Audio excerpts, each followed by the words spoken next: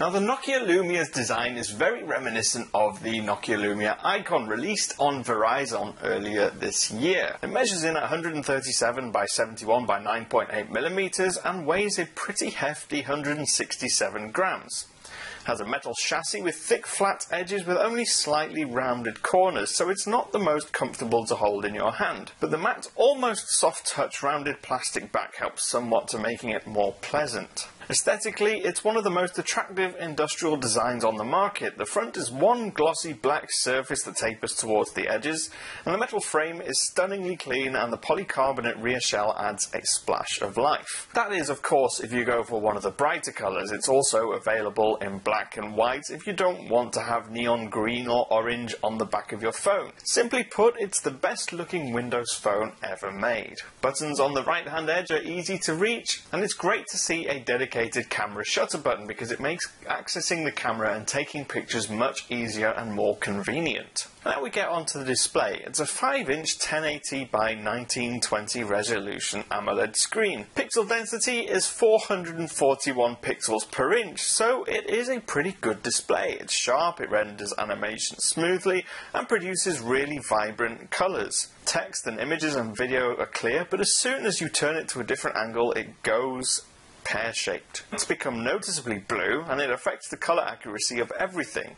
So it's not just when you're looking at white, it's when you're looking at any colour, it kind of gives it an off tint. It can be quite off-putting.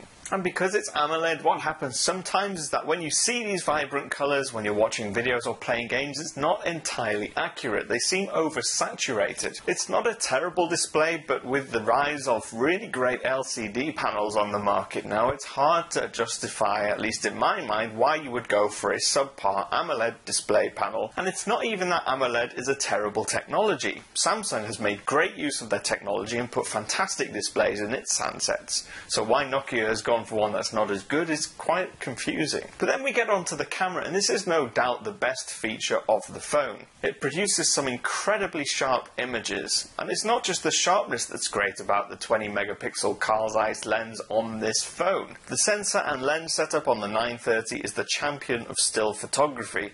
It's not just detail that's good, colours and gradients are natural, it produces very little noise even in low light, and it can also record 1080p video. The battery is a 2420 mAh battery, which should be enough to get most people past a whole day's use. I'm a pretty light user, and I generally charged it once every 1.5 to 2 days, depending on how much I was using it at the time. Of course, there are various software options to help you make the most out of your battery, so you can dim the screen or switch off various connections and close apps, as you can with most phones. And performance is pretty good as well. Snapdragon's 800 series quad-core 2.2 GHz processor powers the phone, give you conversation, tell jokes, respond to questions, and perform web tasks.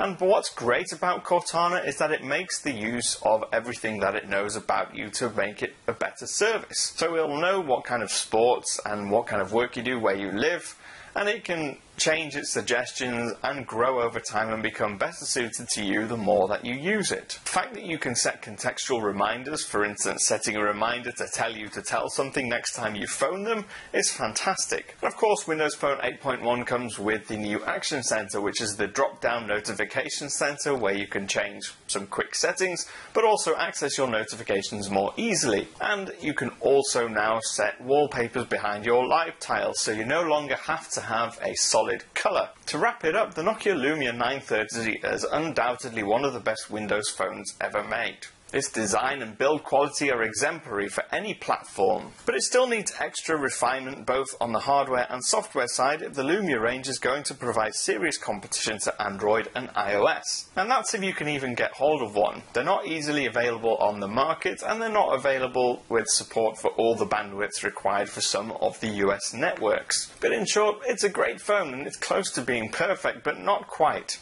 But still a very good effort.